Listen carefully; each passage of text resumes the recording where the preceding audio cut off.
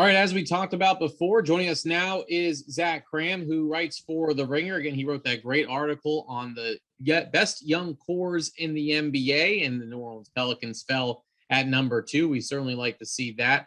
Zach, appreciate the time. How are you? I'm good. Thanks for having me.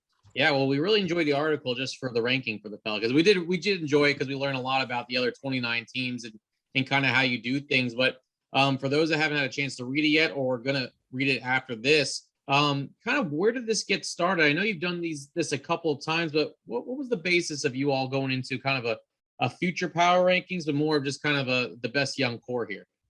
So I think this started, this is the third year we're doing it. And incidentally, that started with the Zion Williamson draft. So I have a note in here about how the Pelicans and Grizzlies have ranked in the top 5 every year. And that's because they picked Zion and Ja Morant respectively.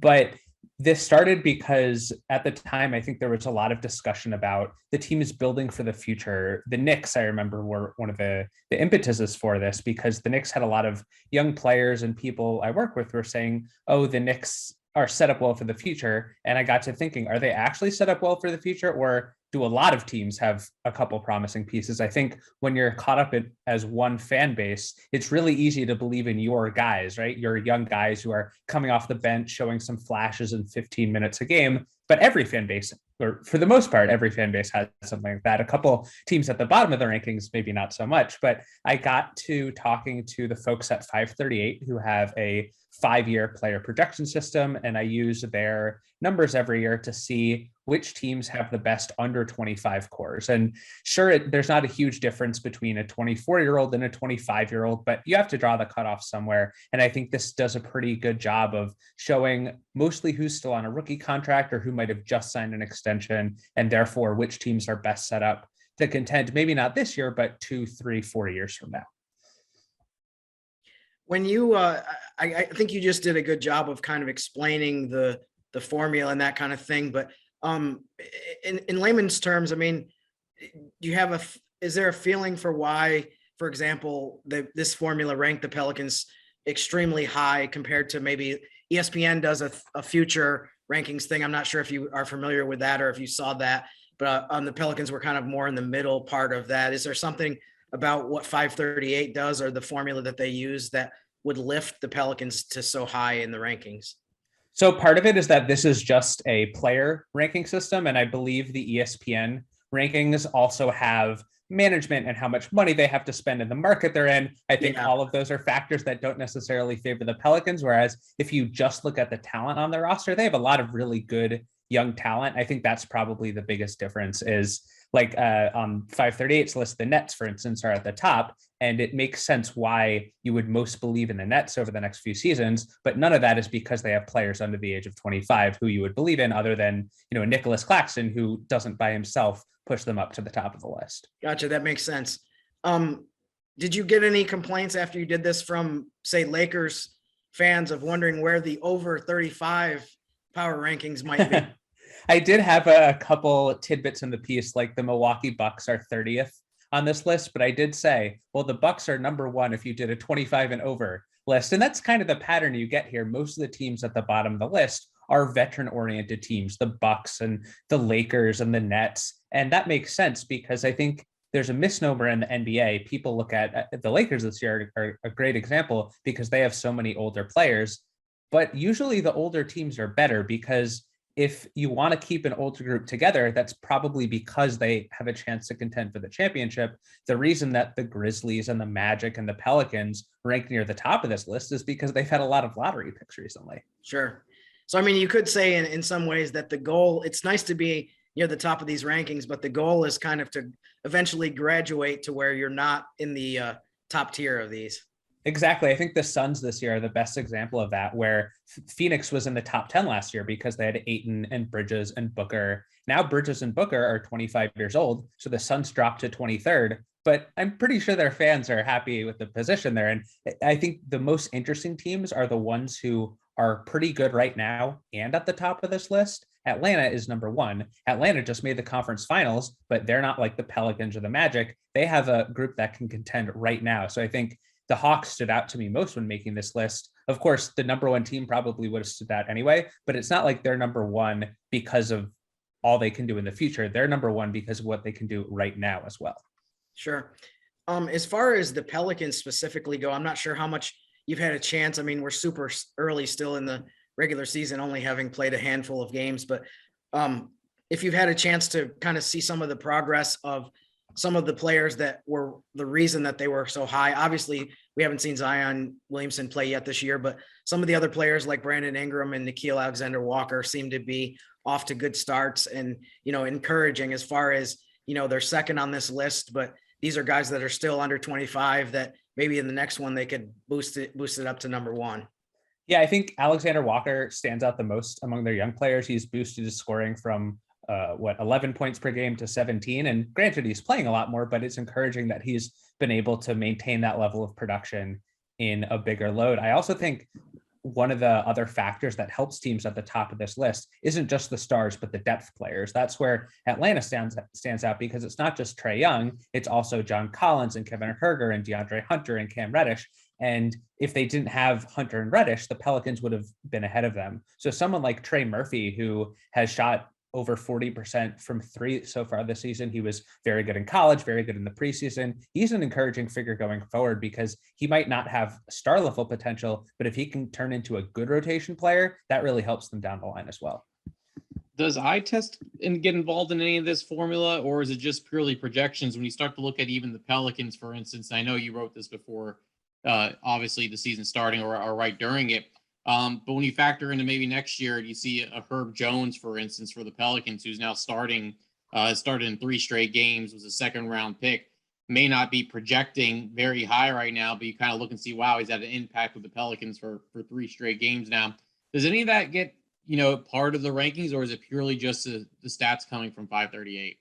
So it isn't part of the rankings itself, but I like in the blurbs to try and highlight some other players I'm keeping an eye on. I think like Claxton for the Nets was an example last year where he might not have ranked so highly in the projections, but you could tell from the way they were using him in the preseason and talking about him that he might be special down the line. And I think that's where projections are kind of fuzzy, right? Especially if you're looking at 5 years, and especially when you're looking at younger players. A projection system usually knows what to do with a player who's 30 years old because it has a lot of data on him already. A projection system for a rookie or a second-year guy necessarily has a lot of wiggle room on either side. So it's best not to necessarily sweat like, am I second or am I third? Especially when 2 teams are pretty close. It's more about, am I in the top 5 or am I, in the bottom half of the league? Usually those differences are pretty major. Zach, when you're talking about duos, you're looking at the Pelicans, this team is really, centered around Zion Williamson and Brandon Ingram. When you're looking at your rankings and looking at these other teams in the top 10, as far as duos are concerned, obviously Atlanta, how deep they are with their roster, with a lot of their young pieces. Where do you feel like the Pelicans are as far as where you think they are with just those duos, as far as Zion Williamson and Brandon Ingram? Because both very young guys, both have a ton of potential. I know those kind of 2 lifted the Pelicans, probably the number 2, but where do you see them as far as future projections and kind of where they stand now as one of the best young duos in the NBA? Yeah, so Zion Williamson was 4th among all under 25 players, behind only Luka, Jason Tatum, and LaMelo Ball. And Brandon Ingram was 15th. So the Pelicans, I believe, were one of only 3 teams to have 2 top 15 players, the others being the Hawks with Trae Young and John Collins, and the Nuggets that because they have Michael Porter Jr. and Jamal Murray once he returns from his injury. So I think that's a really promising start. It's funny that I think I mentioned Trey Murphy's name before Zion. And obviously when you're thinking about the Pelicans' future, Zion's the most important part. And the projection systems don't know when he will return from injury. I don't think anyone knows when he will return from injury. So that's obviously a big X factor here. I think Zion and Ingram are about as good a 2-person young core as you have in the league, other than maybe I'd probably take Porter and Murray ahead of them just because I think their games probably fit better next to each other. But Zion and Ingram, if they're both healthy, I think give New Orleans as bright a talent-based future as any team in the league has. It's just a matter of making sure they're both on the court together, because then they'll be able to figure out how they fit best next to each other. I know Ingram's numbers in particular look a lot different. His usage looks a lot different when he is on the court with Zion versus when he's not on the court with Zion. And that's not a problem. Other superstar pairings had that in the league. Kevin Durant and Steph Curry didn't play the same with each other when they were on the court versus split. So I don't think that's a problem. It's just they need experience to work through that and figure out how to team together best. The Pelicans played the Hawks on Wednesday. They now will take on the Sacramento Kings tonight, who are in the top 10. But when you're looking at this list, and I know you can't really project too much into next year, but is there a team that you're keeping an eye on that one is either going to drop, maybe that Phoenix Suns kind of deal where, some guys just turn 25 and they'll have to drop back? Or is there a team maybe that is based on where projections might go this year, they'll get another lottery pick next year, that a team could start falling into that top 10 or getting into the top 10 and maybe up in the top 5? Is there a team that just kind of intrigues you that you're keeping an eye on this season, that kind of you're excited out of their young force?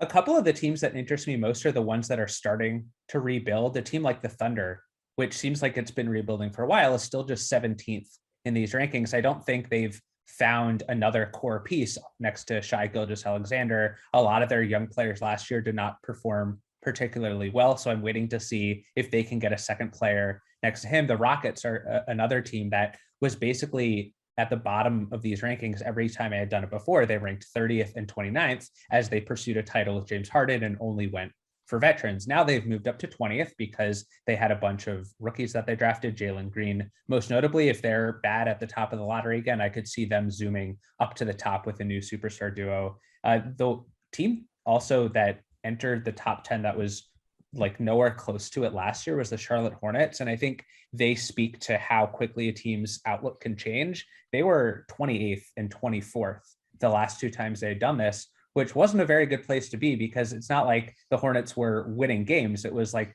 the Hornets and the Rockets and the Lakers at the bottom of these rankings. Two of those teams were contending and the Hornets were not. Then they get LaMelo Ball, and that goes to show how quickly one player can change the direction of a franchise. LaMelo looked like he was a number 3 pick. We didn't really know what to expect from him. Now he ranks 3rd among all under 25 players over the next half decade, because his rookie season, what he did that young, was so extraordinary. So I could see LaMelo and Miles Bridges and PJ Washington and that group jumping even higher if LaMelo builds on his rookie success. Good stuff there. That's Zach Kram, who writes for the Ringer. Again, you can go on the Ringer.com to read the article. How can folks follow you on Twitter if that's the easiest way to get to the article you wrote? You can follow me at Zach Kram, that's ZACHKRAM on Twitter, or no, I guess that's it. You can follow me at Zach Kram on Twitter, that's ZACHKRAM. Thanks so much.